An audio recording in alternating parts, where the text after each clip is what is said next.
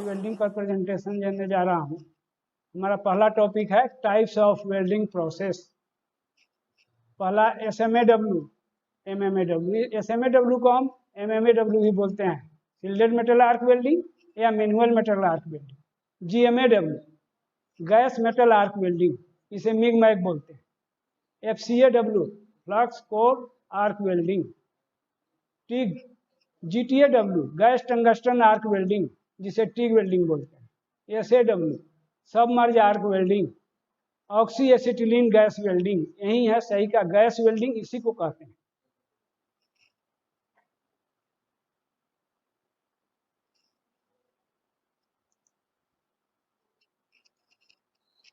शिल्डेड metal arc welding, shielded metal arc welding या manual metal arc welding, also commonly called a stick welding और electrode welding. Welding की इस विधि में electrode व base metal के बीच arc की गर्मी से इलेक्ट्रोड व फ्लक्स की परत पिघलती है और बेस मेटल के साथ फ्यूज होकर के मोल्टन पूल का निर्माण होता है। इस मोल्टन पूल के ठंडा होने से वेल्ड मेट का निर्माण होता है। इसी दौरान फ्लक्स जो है आर्क के चारों तरफ गैस का धुआं बनाता है। वह मोल्टन पूल की मेटल को सुरक्षा प्रदान करके स्वयं स्लैग में बदल जाता है। वेल्डिंग आर्क और तथा पिघले वेल्ड मेटल की बाहरी गैसों से सुरक्षा करता है। ये हमारा फोटो हो गया इसका SMAW का। शिल्डेड मेटल आर्क वेल्डिंग एक कंज्यूमेबल टाइप इलेक्ट्रोड का प्रयोग होता है। एम्पियर का मान इसमें 50 से 450 एम्पियर तथा वोल्टेज 25 वोल्ट से 35 वोल्ट तक होता है। प्रत्येक वेल्डिंग पास के बाद सफाई की आवश्यकता होती है। इसका डिपोजिशन रेट 60 से 65% तक होता है। अच्छी वेल्डिंग के लिए वेल्डर का दक्ष होना अति आवश्यक है। वेल्डिंग दोष आने की संभावना अधिक होती है।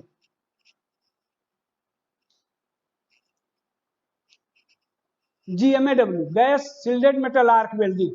GMAW में मिग और मैग होता है। मिग को मेटल इनर्ट गैस बोलते हैं। इसमें इनर्ट गैस हमारा क्या क्या है? Helium, neon, argon, xenon. Active gas, metal active gas welding, इसमें एक्टिव गैस हमारा होता है O2 और CO2। GMAW, gas shielded metal arc welding, यह एक ऐसी सेमी ऑटोमेटिक विधि है। इस विधि में आर्क एवं कंटिन्यूअस इलेक्ट्रोड एवं वेल्ड पूल के बीच बनता है। आर्क की शील्डिंग के लिए अक्रिय गैसों का प्रयोग किया जाता है। पूरक धातु इलेक्ट्रोड की फीडिंग स्वतः होती रहती है। GMAW, वेल्डिंग की इस विधि में विद्युतीय आर्क एक कंटिन्यूअस पूरक धातु एवं वेल्ड पूल के बीच बनता है। आर्क की गर्मी से इलेक्ट्रोड वायर गल करके बूंद के रूप में बदलकर आर्क से होकर वेल्ड पूल में गिरता जाता है। इस आर्क की वातावरण से सुरक्षा हेतु शील्डिंग गैस का प्रयोग किया जाता है। वेल्डिंग की जाने वाली धातु के आधार पर शील्डिंग के लिए आर्गन, कार्बन डाइऑक्साइड या दोनों का मिश्रण प्रयोग करते हैं। वेल्डिंग की इस विधि को जब नॉन फेरस मेटल जैसे कॉपर, एल्युमिनियम के लिए प्रयोग करते हैं तब केवल आर्गन या हीलियम या दोनों गैसों का मिश्रण प्रयोग करते हैं, तब इसे मिग वेल्डिंग। तथा फेरस मेटल के केस में कार्बन डाइऑक्साइड या आर्गन व CO2 के मिश्रण वाली शील्डिंग गैस के आधार पर मैग वेल्डिंग कहा जाता है। वेल्डिंग की इस विधि में कांस्टेंट वोल्टेज मोड वाले वेल्डिंग रेक्टिफायर पावर सोर्स का प्रयोग करते हैं।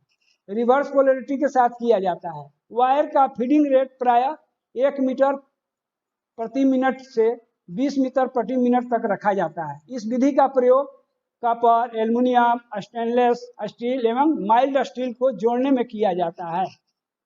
FCAW, flux cored arc welding. SMAW तथा GMAW विधि के लाभों को मिलाकर एक नई विधि का आविष्कार किया गया है। इसमें इलेक्ट्रोड के रूप में फ्लक्स कोर्ड वायर का प्रयोग किया जाता है। इसमें गैस अथवा सेल्फ शील्डिंग दोनों प्रकार के वायर का प्रयोग किया जाता है। वेल्डिंग के उपरांत ऑक्साइड की परत जमा हो जाती है जिसे साफ करना पड़ता है। Flux cored arc welding deposition rate 85% से 90% तक रहता है। विकृति का मान कम तथा पेनिट्रेशन का मान पर्याप्त रहता है। स्मूथ बीड प्राप्त होती है। धुआं ज्यादा होता है। वायर महंगा होता है। SAW, सबमर्ज आर्क वेल्डिंग, यह पूर्णतः ऑटोमेटिक मैकेनाइज्ड वेल्डिंग विधि है। इसमें सॉलिड अथवा ट्यूबुलर कंटिन्यूअस वायर का प्रयोग इलेक्ट्रोड के रूप में करते हैं। आर्क तथा मोल्टन पुल की रक्षा के लिए दानेदार फ्लक्स का प्रयोग कराते हैं, जो कि अलग से ऊपर से हॉपर की मदद से गिराया जाता है। एम्पियर का मान 150 से 1200 एम्पियर तक हो सकता है। 0.5 mm से मोटी प्लेटों की वेल्डिंग के लिए उपयुक्त है। डिपोजिशन रेट 95% तक होता है। एक साथ एक से अधिक इलेक्ट्रोड का प्रयोग किया जा सकता है। टेंडम टाइप पेनिट्रेशन ठीक तरह से रहता है, धुआं कम होता है। Tungsten arc welding GTAW high quality होती है इसकी। सारे धातुओं को वेल्ड कर सकते हैं, इसकी संभावना रहती है करने की। कम HAZ, अधिक पेनिट्रेशन और कम डिस्टॉर्शन होने की संभावना होती है। वेल्डिंग के उपरांत वेल्ड की सफाई की आवश्यकता नहीं होती है। इसमें कम धुआं और फ्यूम होता है। फिलर मेटल पर आसानी से नियंत्रण रहता है। स्पैटरिंग होने का कोई डर नहीं। धातु के पतले हिस्से को भी आसानी से जोड़ा जा सकता है। वेल्ड की स्ट्रेंथ अधिक होती है। आसानी से एज पेनिट्रेशन किया जा सकता है। प्रत्येक स्थिति में स्वचालन वेल्डिंग करना संभव है। पाइप की वेल्डिंग कराते समय रूट पेनिट्रेशन प्रोसीड्यूर का आसानी से पालन होता है। ऑक्सी एसिटिलीन गैस वेल्डिंग सही का गैस वेल्डिंग हम ऑक्सी एसिटिलीन को ही बोलते हैं। ऑक्सी एसिटिलीन गैस में एक सिलेंडर हमारा ऑक्सीजन का होता है और एक एसिटिलीन का होता है। गैस वेल्डिंग एक वेल्डिंग प्रक्रिया है जो ईंधन गैस और ऑक्सीजन के बीच प्रक्रिया से उत्पन्न होने वाले फ्लेम से धुआंओं को पिघलाती है और जोड़ती है। प्रयोग की जाने वाली सर्वाधिक सामान्य विधि ऑक्सी एसिटिलीन वेल्डिंग है, क्योंकि इसमें फ्लेम तापमान 3000 डिग्री सी होता है। फ्लेम का प्रयोग ज्वाइंट धातु को पिघलाने और गैप भरने के लिए फिलर रड को पिघलाने के लिए किया जाता है। वेल्ड धातु को डीऑक्साइडाइज और साफ करने के लिए फ्लक्स का प्रयोग किया जा सकता है। फ्लक्स पिघलता है और वेल्ड धातु पर जमकर स्लैग चमड़ी की तरह बन जाता है। यह वेल्डिंग का बहुत पुराना तरीका है। कंपैरिजन तुलना SMAW, GMAW और GTAW में तुलना। SMAW इसमें फ्लक्स कोटेड इलेक्ट्रोड का प्रयोग किया जाता है। GMAW इसमें वायर इलेक्ट्रोड का प्रयोग किया जाता है। GTAW इसमें नॉन कंज्यूमेबल इलेक्ट्रोड और कंडक्टिंग बेस मेटल का प्रयोग होता है। SMAW GMAW की तुलना में किफायती, साथ ही इसके उपकरण को आसानी से एक स्थान से दूसरे स्थान लाया जाया जा सकता है। GMAW यह अधिक खर्चीली, साथ ही इसके संयंत्र को एक स्थान से दूसरे स्थान लाया जाना संभव नहीं है। GTAW SMAW और GMAW की अपेक्षा अत्यधिक खर्चीली, साथ ही इसके संयंत्र को एक स्थान से दूसरे स्थान ले जाना संभव नहीं है। वेल्डिंग मशीनें। वेल्डिंग मशीन एक ऐसा साधन है जिसमें वेल्डिंग के लिए करंट सप्लाई की जाती है। इनसे पावर की सप्लाई को आवश्यकता अनुसार वोल्टेज, करंट और आवृत्ति में परिवर्तन किया जाता है। आर्क वेल्डिंग के लिए निम्नलिखित 4 मशीन प्रयोग में लाई जाती है: welding transformer, motor generator, welding rectifier, single phase inverter welding machine. यह AC करंट उत्पन्न करता है। वेल्डिंग ट्रांसफार्मर यह AC करंट उत्पन्न करता है जिसको पावर लाइन से प्रत्यक्ष पावर मिलती है। यह मशीन छोटी, हल्की व कम खर्चीली होती है। यह प्रत्यक्ष करंट उत्पन्न करता है जिसे पेट्रोल या डीजल से चलाया जा सकता है। Welding rectifier. वेल्डिंग रेक्टिफायर इसमें AC करंट को DC करंट में परिवर्तन किया जाता है। रेक्टिफायर पर लगे स्विच को घुमाकर आउटपुट टर्मिनलों को परिवर्तित किया जा सकता है और पोलरिटी के परिवर्तन द्वारा AC या DC को उत्पन्न किया जा सकता है। Single phase inverter welding machine. 200 ampere single phase inverter welding machine power saver machine अच्छी तरह से और कॉम्पैक्ट डिजाइन का होता है। वजन में हल्का और अन्य वेल्डिंग मशीन की तुलना में कम रखरखाव, उपयोग करने में आसान, लंबे जीवन और अच्छी तरह से डिजाइन किया गया है। Welding machine used in MCFRBL। कुछ मशीनें हमारा MCFRBL में वेल्डिंग मशीन यूज की जाती है। LCWM laser cutting welding machine है जो सीट मेटल शॉप में है। स्पॉट वेल्डिंग मशीन जो साइड वाल और रूफ में काम में लाया जाता है। MAG welding machine bogie shop में भी यूज होता है, MAG welding machine shell assembly shop में भी यूज होता है, सिर्फ इसमें गैस मिश्रण का फर्क होता है। पिन वेल्डिंग मशीन, ये रूफ में जरूरत पड़ता है। पीवीसी वेल्डिंग जिसे हम प्लास्टिक वेल्डिंग भी कहते हैं, ये फर्निशिंग शॉप में हमको फ्लोरिंग में पीवीसी को ज्वाइंट करने के लिए किया जाता है। Advantage and disadvantage of different types of welding. SMAW के लाभ, कम उपकरण लागत एवं अन्य वेल्डिंग विधियों की तुलना में एसएमएडब्ल्यू उपकरण सरल और सस्ती है। हल्के और पोर्टेबल एसएमएडब्ल्यू उपकरण परिवहन के लिए आसान है, इससे यह उपयोग करने के लिए एक सुविधाजनक तरीका है। वेल्ड इन शील्ड, चूंकि फ्लक्स कवर इलेक्ट्रोड अपनी खुद की सुरक्षात्मक गैस उत्पन्न करता है, इसलिए किसी अतिरिक्त बाहरी परीक्षण गैस की आवश्यकता नहीं होती है, इसलिए एसएमएडब्ल्यू को बाहर किया जा सकता है। बहुमुखी, एसएमएडब्ल्यू का उपयोग विभिन्न मिश्र धातुओं और धातुओं के साथ में जोड़ने के लिए किया जा सकता है। एसएमएडब्ल्यू के नुकसान, हानि, कम उत्पादकता दर।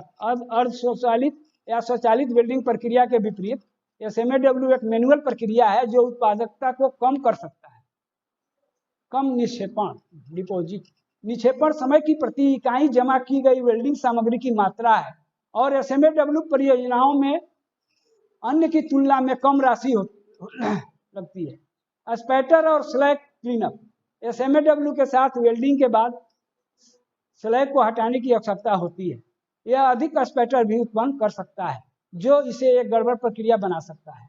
भले ही एसएमएडब्ल्यू सबसे समान प्रकार की वेल्डिंग तकनीकों में से एक है, लेकिन इसके लिए स्वच्छ गुणवत्ता वाले एसएमएडब्ल्यू वेल्ड को खींचने के लिए कौशल और प्रशिक्षण की आवश्यकता होती है।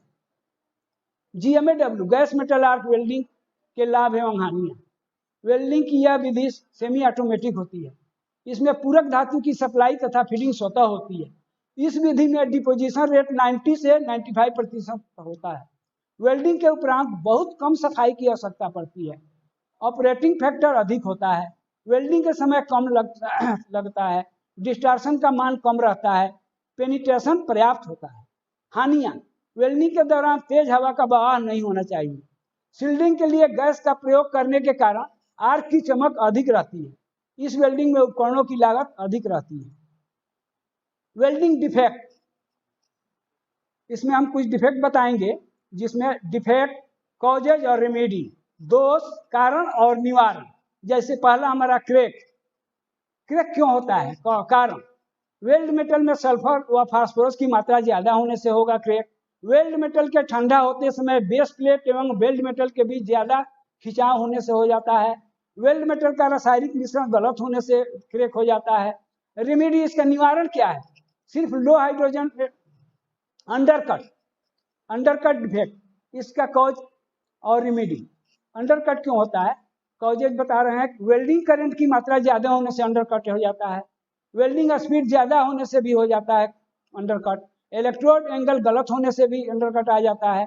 वेल्डिंग वोल्टेज की मात्रा ज्यादा होने से भी अंडरकट होती है। सही वेल्डिंग करंट सेट करें, रेमेडी में आ जाएगा। सही वेल्डिंग वोल्टेज करंट सेट करना है, सही वेल्डिंग स्पीड सेट करना है, इलेक्ट्रोड एंगल सही करना है, सही वेल्डिंग वोल्टेज सेट करना है। स्पैटर एक डिफेक्ट स्पैटर हो गया। कॉजेज, इसका क्या कारण है जो स्पैटर होता है? वेल्डिंग पोजीशन गलत होना। दूसरा है करंट व वोल्टेज का अंतर ज्यादा होना। शील्डिंग गैस का चुनाव गलत होना। रेमेडी, इसका निवारण क्या है? उचित वेल्डिंग पोजीशन का प्रयोग करें, वेल्डिंग पैरामीटर सही सेट करें, सही शील्डिंग गैस का उपयोग करें। चौथा डिफेक्ट है पोरोसिटी। पोरोसिटी का कारण क्या है? पहला, गैस का फ्लो रेट गलत होना, हवादार क्षेत्र में वेल्डिंग करना, इलेक्ट्रोड या प्लेट पर डर्ट या ऑक्साइड का जमा होना, खराब इलेक्ट्रोड का प्रयोग करना। इसका रेमेडी, निवारण, गैस का फ्लो रेट सही करें। दूसरा, हवादार क्षेत्र में वेल्डिंग ना करें। तीसरा, वेल्डिंग सरफेस अच्छी तरह से साफ करें। चौथा, उत्तम एवं ड्राई इलेक्ट्रोड का ही प्रयोग करें। पांचवा डिफेक्ट है हमारा ओवरलैप। ओवरलैप क्यों होता है? इसका कारण, पहला कारण है आर्क वोल्टता कम होना। इसका रेमेडी हो जाएगा, आर्क वोल्टेज सही करें। इसका दूसरा कारण है वेल्डिंग स्पीड ज्यादा होना। इसका रेमेडी है वेल्डिंग स्पीड कम करें। तीसरा कारण है वेल्डिंग करंट का मान ज्यादा होना। इसका रेमेडी होगा वेल्डिंग करंट सही सेट करें।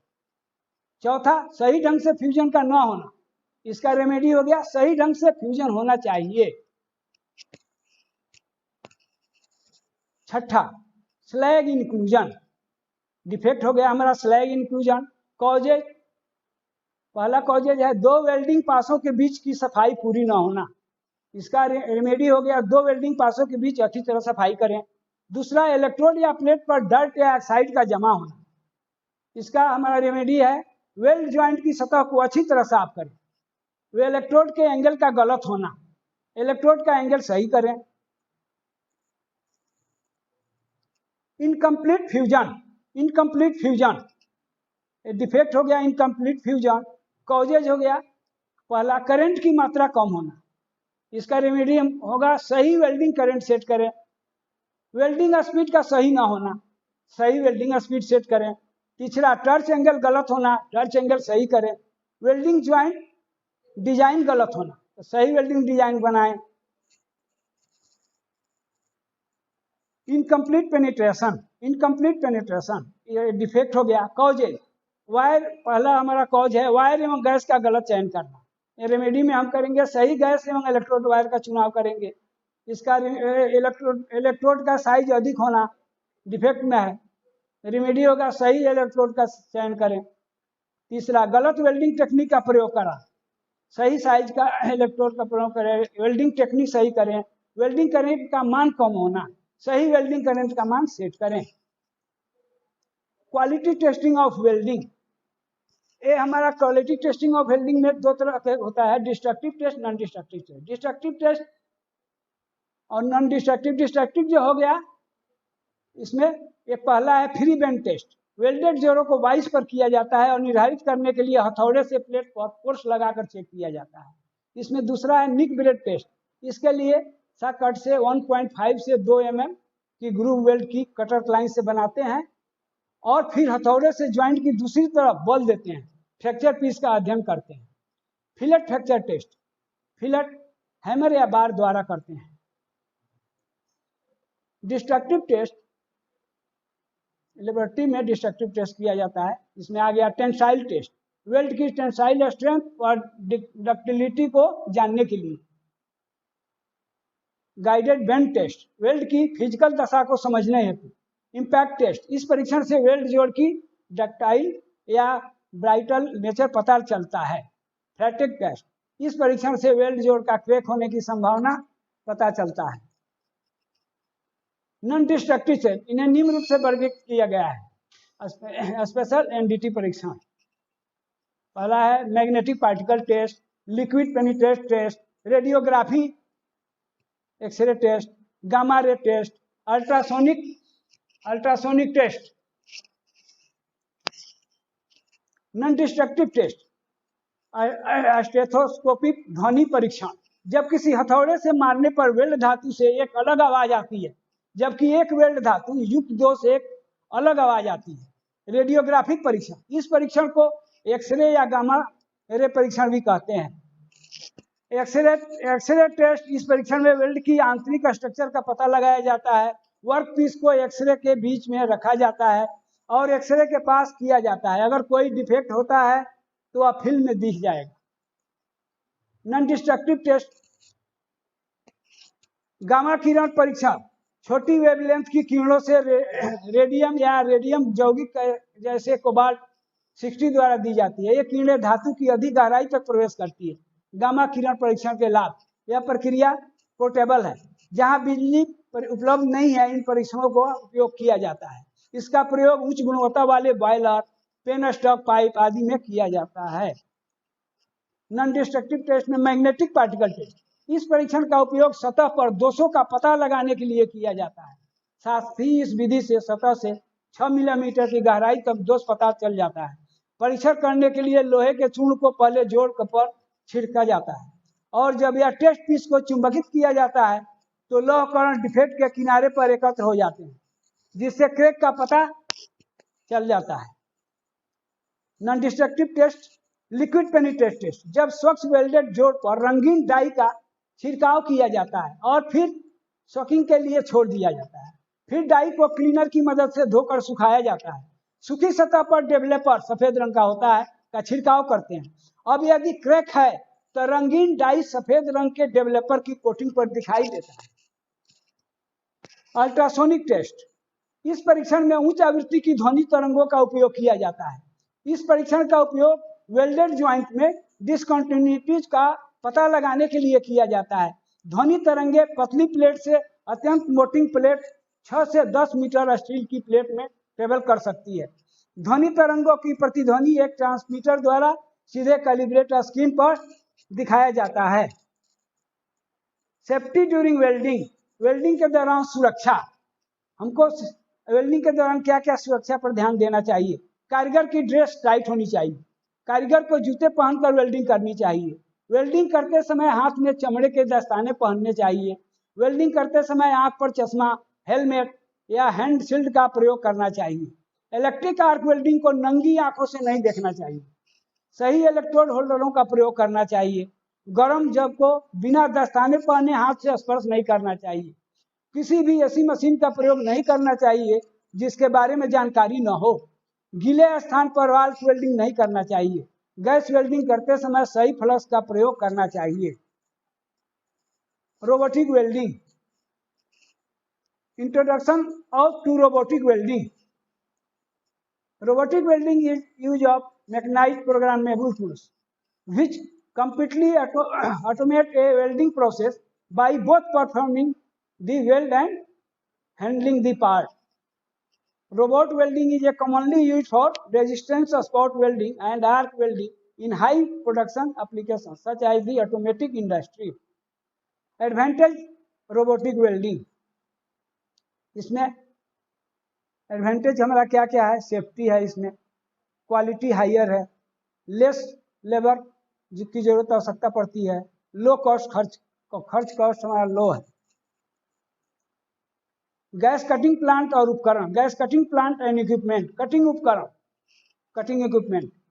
पहला है ऑक्सी एसिटिलीन कटिंग उपकरण। वेल्डिंग उपकरण के समान ही होता है, सिवाय इसके वेल्डिंग नोजल की बदले कटिंग नोजल का प्रयोग किया जाता है। कटिंग उपकरण निम्नलिखित होते हैं। पहला एसिटिलीन गैस सिलेंडर, दूसरा ऑक्सीजन गैस सिलेंडर, तीसरा एसिटिलीन गैस रेगुलेटर, चौथा ऑक्सीजन गैस रेगुलेटर, पांचवा एसिटिलीन और ऑक्सीजन के लिए रबर हौज पाइप और कटिंग नोजल। फ्लेम का वर्गीकरण, फ्लेम के प्रकार। प्राय निम्नलिखित प्रकार के फ्लेम बनती है। पहला न्यूट्रल फ्लेम, यह प्राय ऐसी फ्लेम ऑक्सीजन और एसिटिलीन को लगभग बराबर मात्रा मिलाने से बनता है। इसका तापक्रम 3200 डिग्री सी होता है। दूसरा कार्बोनाइज फ्लेम, ऐसा फ्लेम न्यूट्रल फ्लेम में एसिटिलीन की मात्रा बढ़ाने से बनता है। इसका तापक्रम 3100 डिग्री सी होता है। तीसरा ऑक्सीडाइजिंग फ्लेम, ऐसा फ्लेम न्यूट्रल फ्लेम में ऑक्सीजन की मात्रा बढ़ाने से बनता है। इसका तापक्रम 3300 डिग्री सी होता है। गैस कटिंग प्लांट और उपकरण। ऑक्सीजन सिलेंडर, यह उच्च क्वालिटी की स्टील से बना काले रंग का सिलेंडर होता है जिसकी स्ट्रेंथ और टफनेस अच्छी होती है। इसमें ऑक्सीजन 120 से 150 किलोग्राम सेंटीमीटर। दूसरा प्रेशर भरी जाती है। इसकी वाल्व सर्किट पर राइट हैंड थ्रेडस होती है। दूसरा एसिटिलीन सिलेंडर, यह गहरे लाल रंग का स्टील का सिलेंडर होता है। इसकी बनावट ऑक्सीजन सिलेंडर से भिन्न होती है। इसमें एसिटिलीन 15 से 16 किलोग्राम पर सेंटीमीटर स्क्वायर प्रेशर पर भरी जाती है। यह एसिटिलीन अधिक ज्वलनशील होती है, इसलिए इस सिलेंडर को सदैव अपराइट पोजीशन में रख कर स्टोर करना होता है। इसकी बल्ब सॉकेट पर लेफ्ट हैंड थ्रेडस होती है। गैस कटिंग प्लांट और उपकरण, इसमें पाइप लगता है। टार्च गैस रेगुलेटर के बीच हौज रंग कोडित होना चाहिए। एसिटिलीन के लिए मैरून और ऑक्सीजन के लिए काला रंग का होता है।